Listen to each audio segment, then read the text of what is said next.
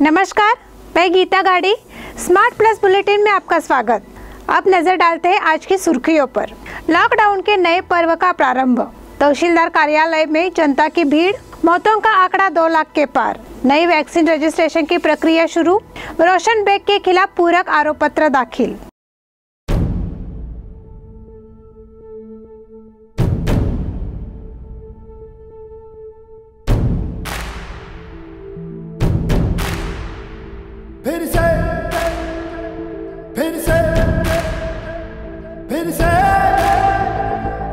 फिर से उछला लहू नसों में,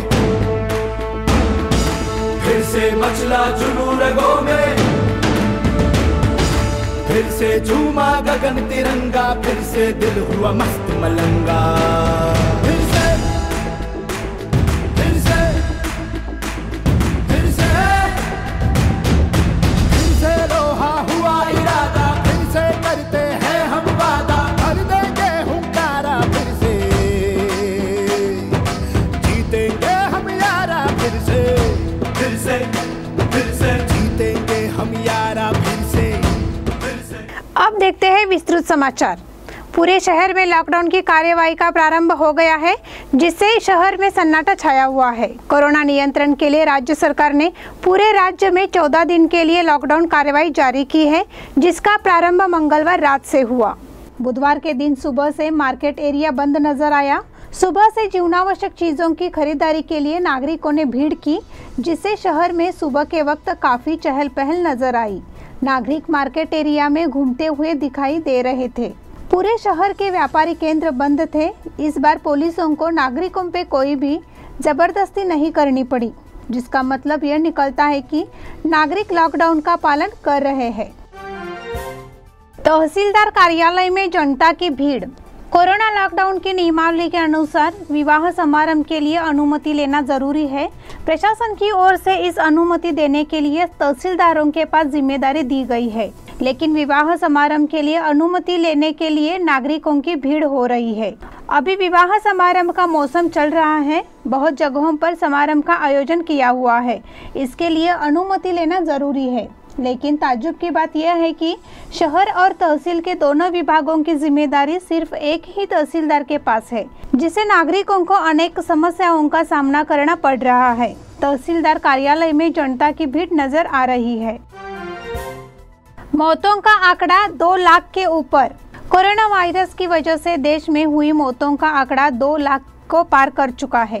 केंद्रीय स्वास्थ्य मंत्रालय के अनुसार पिछले 24 घंटों के दौरान देश भर में कोरोना की वजह से 3,292 लोगों की जान गई है और अब तक यह वायरस पूरे देश में कुल 2,01,187 लोगों की मौत का कारण बन चुका है।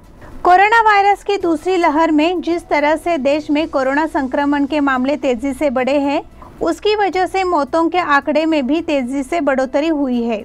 पिछले 1 महीने के दौरान देश भर में महाराष्ट्र, दिल्ली, छत्तीसगढ़, गुजरात और कर्नाटक में सबसे ज्यादा मौतें हुई है। कोरोना से हुई मौतों के लिए इस साल का अप्रैल महीना सबसे घातक रहा है। अप्रैल महीने के अब तक 27 दिन ही बीते हैं और देश भर में इन 27 दिनों के दौरान कोरोना की वजह से 38,000 से ज्यादा लोगों की जान जा चुकी है।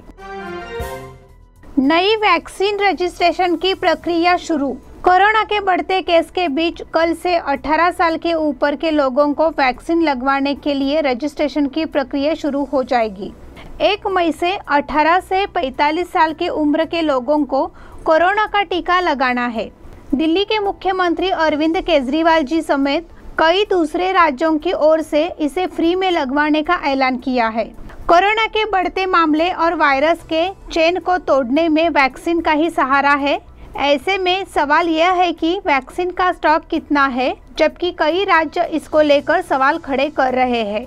इस बीच दिल्ली के स्वास्थ्य मंत्री रघु शर्मा जी ने कहा है कि भारत सरकार की ओर से कहा जा रहा है कि 1 मई से 18 साल के ऊपर वालों को वैक्सीन दी जाएगी। लेकिन जब मैंने सीरम इंस्टीट्यूट से बात की तो पता चला कि जो ऑर्डर अभी केंद्र सरकार की ओर से दिए गए हैं, उसे ही पूरा करने में 15 मई तक का वक्त लगेगा। रोशन बेग के खिलाफ पूरक आरोप पत्र दाखिल। 4,000 करोड़ रुपए के आई मॉनिटरी एडवाइजर घोटाले के मामले में सीबीआई ने कर्नाटक के पूर्व मंत्री रोशन बेग के खिलाफ मंगलवार को एक पूरक आरोप पत्र दायर किया। अधिकारियों ने यह जानकारी दी। केंद्रीय एजेंसी द्वारा बेंगलुरु की एक विशेष सीबीआई अदालत के समक्ष दायर आरोप पत्र में सीबीआई ने IMA समूह के तत्कालीन प्रबंध निर्देशक मंसूर खान कंपनी, बेग की कंपनी, दानिश पब्लिकेशंस और अन्य का भी नाम है। सीबीआई प्रवक्ता RC जोशी ने एक बयान में कहा, यह आरोप लगाया गया है कि आरोपी पूर्व मंत्री को चुनाव खर्च के लिए IMA कोष से कई करोड़ रुपए मिले। यह भी आरोप लगाया गया है कि आरोपी दिन प्रतिदिन के खर्चे के लिए भी उक्त धन का उपयोग कर रहा था, जिसमें उसकी कंपनी के कर्मचारियों के वेतन का भी भुगतान शामिल है। इस बुलेटिन के अगले समाचार छोटे से ब्रेक के बाद।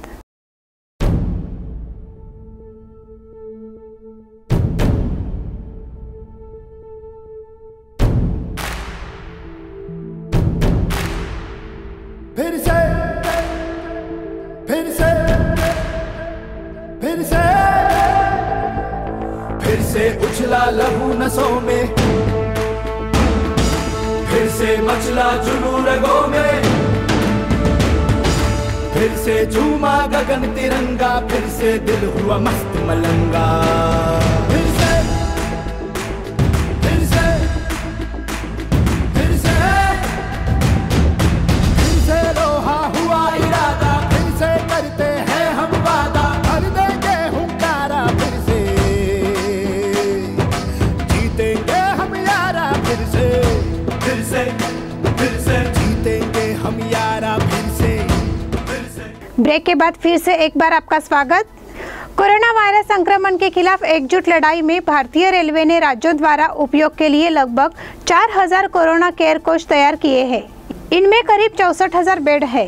अभी तक कुल 169 कोरोना केयर कोच राज्यों को इस्तेमाल के लिए सौंपे जा चुके हैं। दिल्ली, मध्य प्रदेश, महाराष्ट्र और उत्तर प्रदेश में इन कोरोना केयर कोच का इस्तेमाल होना शुरू भी हो गया है। दिल्ली में 75 कोरोना केयर कोच तैयार किए गए हैं, जिनमें 1200 बेड की क्षमता है। 50 कोच शकूर बस्ती और 25 कोच आनंद विहार के लिए गए हैं। महाराष्ट्र के नंदुरबार 57 मरीज कोरोना केयर कोच का इस्तेमाल कर रहे हैं। इनमें से एक को शिफ्ट किया गया है। 322 बेड अभी भी उपलब्ध है। नागपुर जिले में भी कोरोना केयर कोच लगाए जा रहे हैं। इस दिशा में डिविजनल रेलवे मैनेजर नागपुर और कमिश्नर नागपुर महानगर पालिका के बीच एक समझौते पर हस्ताक्षर हो गए हैं। जनरल एम नरवणे ने लद्दाख और सियाचिन का दौरा किया। थल सेना प्रमुख जनरल एम नरवणे ने मंगलवार को पूर्व लद्दाख और सियाचिन का दौरा किया तथा सामरिक रूप से महत्वपूर्ण क्षेत्रों में भारत की अभियानगत तैयारियों की समीक्षा की। आधिकारिक सूत्रों ने बताया कि नरवणे के साथ सेना की उत्तरी कमान के commander lieutenant general YK Joshi और लद्दाख आधारित फायर एंड फ्यूरी कोर के general officer commanding lieutenant general PGK Menon भी थे। सूत्रों ने बताया कि नरवणे ने सैनिकों से बात की और प्रतिकूल मौसम परिस्थितियों में भी निष्ठाभाव तथा उच्च मनोबल के लिए उनकी प्रशंसा की। थल सेना प्रमुख को बाद में लेफ्टिनेंट जनरल मेनन ने क्षेत्र में मौजूदा सुरक्षा स्थिति और अभियानगत तैयारियों से अवगत कराया। ऑस्ट्रेलिया ने भारत आने वाली उड़ानों पर रोक लगाई। भारत में कोरोना वायरस के कहर की वजह से ऑस्ट्रेलिया ने यहां आने वाली उड़ानों पर रोक लगा दी है। उड़ानों पर रोक का ऐलान प्रधानमंत्री स्कॉट मॉरिसन ने किया है। भारत आने वाली उड़ानों पर 15 मई तक रोक लगाई गई है। ऑस्ट्रेलिया के प्रधानमंत्री स्कॉट मॉरिसन ने कहा कि कोरोना वायरस महामारी के तेजी से फैलने की वजह से यह फैसला किया गया। इसके साथ ही उन्होंने महामारी के खिलाफ लड़ाई में सहायता के लिए तत्काल पैकेज देने की घोषणा भी की। कैबिनेट की राष्ट्रीय सुरक्षा समिति की बैठक के बाद उन्होंने कहा कि भारत से उड़ानों पर लगे प्रतिबंधों की समीक्षा 15 मई को की जाएगी। जीत का जश्न मनाने पर पाबंदी। पिछले दिनों हुए चुनाव के नतीजे 2 मई को आ रहे हैं। इस विषय में देश में कोरोना के बढ़ते मामलों को देखते हुए चुनाव आयोग ने बड़ा फैसला किया है। आयोग ने 2 मई के दिन आने वाले चुनाव नतीजों के बाद जीत का जश्न मनाने पर रोक लगा दी है। चुनाव आयोग द्वारा परिणाम जारी किए जाने के बाद जीते हुए उम्मीदवार के साथ विजय जुलूस में सिर्फ 2 लोग शामिल हो सकते हैं। बता दें कि पश्चिम बंगाल, असम, केरल, पुडुचेरी और तमिलनाडु के चुनाव नतीजे 2 मई को घोषित होंगे। इसके अलावा उत्तर प्रदेश में हुए पंचायत चुनावों के नतीजे भी इसी दिन आने वाले हैं। नतीजों के बाद जीत के जश्न में भीड़ न जुटे, इसको लेकर चुनाव आयोग ने जीत के जश्न पर रोक लगा दी है। भारत को तत्काल सहायता के लिए विभिन्न देशों की मदद। कोविड-19 के मामलों में ताज़ा उछाल से जूझ रहे भारत को तत्काल सहायता के लिए दुनिया भर के देशों ने मदद के रूप में अपना हाथ आगे बढ़ाया है। ऑस्ट्रेलिया ने कहा है कि वह ऑक्सीजन, वेंटिलेटर और व्यक्तिगत सुरक्षा उपकरण के रूप में अपनी मदद भारत को भेजेगा। ऑस्ट्रेलियन ब्रॉडकास्टिंग कॉर्पोरेशन समाचार चैनल को स्वास्थ्य मंत्री ग्रेग हंट ने कहा कि संघीय सरकार इस बात पर विचार कर रही है कि वह मदद के लिए क्या भेज सकती है। संघीय स्वास्थ्य मंत्री हंट ने कहा कि भारत वास्तव में ऑक्सीजन की समस्या से जूझ रहा है। हम राष्ट्रीय चिकित्सा भंडार से मदद कर सकते हैं, लेकिन वे मुख्य रूप से ऑक्सीजन आपूर्ति के संबंध में सहायता मांग रहे हैं। हम इस मामले में विशेष रूप से राज्यों के साथ बात कर रहे हैं। हालांकि ऑस्ट्रेलिया टीके नहीं भेजेगा। यूरोपियन संघ ने कहा कि वह कोविड-19 से लड़ने में भारत की तेजी से मदद के लिए संसाधन जुटा रहा है। इस 27 देशों के शक्तिशाली समूह के वरिष्ठ अधिकारी ने बताया कि EU ने पहले ही अपनी नागरिक रक्षा प्रणाली को सक्रिय कर दिया है ताकि भारत को तत्काल ऑक्सीजन और दवा आपूर्ति सहित अन्य मदद की जा सके।